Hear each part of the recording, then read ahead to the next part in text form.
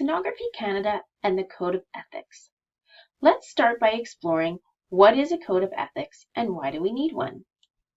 A Code of Ethics is a document which helps to outline the mission and values of an organization. It is designed to help a profession conduct themselves with honesty and integrity. Sonography Canada has written the Code of Ethics which governs sonographers in Canada.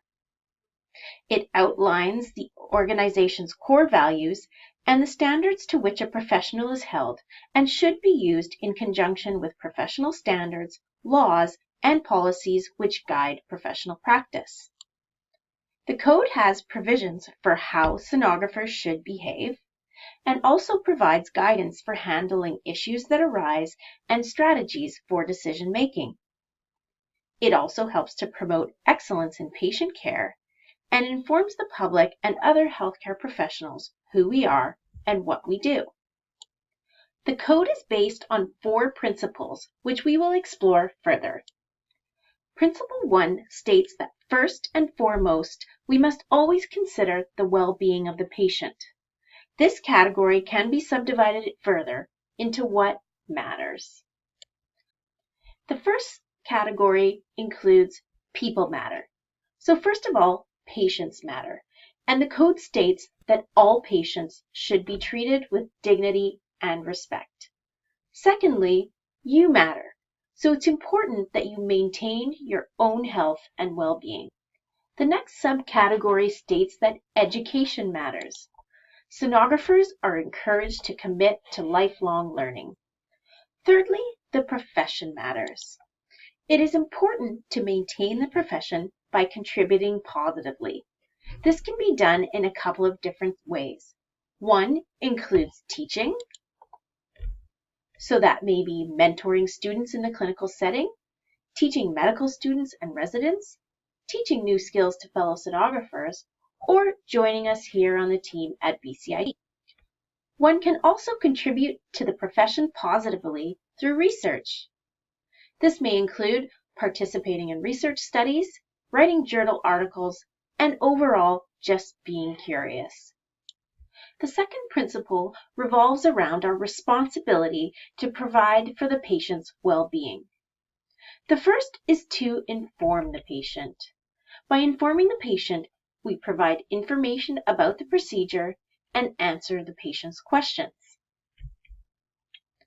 Next, we need to provide respect to the patient. So we all must respect a patient's decision to refuse a procedure. We must provide care without judgment. We must ensure privacy, dignity, and comfort during the time that they spend with us. And ultimately, we must always protect their confidentiality. We also have a responsibility with regards to patient safety.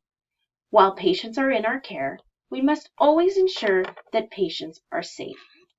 The third principle addresses professional competence as it relates to our education, scope, and personal ethics. First, consider our education. We have a responsibility to get the right credentials.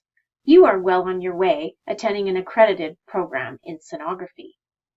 Our next responsibility is to maintain those credentials. And we can do that by participating in continuing education and committing to our lifelong promise of learning. Next, we are committed to operating within our scope. Basically, that means we need to practice according to recognized standards, and we must always acknowledge our limits and work within our own scope of practice. Finally, we must commit to practicing with high ethical standards.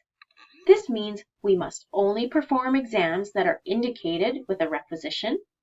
We must ensure that exam reports are complete, and we must always perform the necessary quality assurance that is needed to maintain equipment. The fourth and final principle addresses our responsibilities to maintaining professional integrity. This can be further broken down into truth, conduct, and relationship. We will start by addressing truth. It is important to be truthful and honest with patients, colleagues, and the public.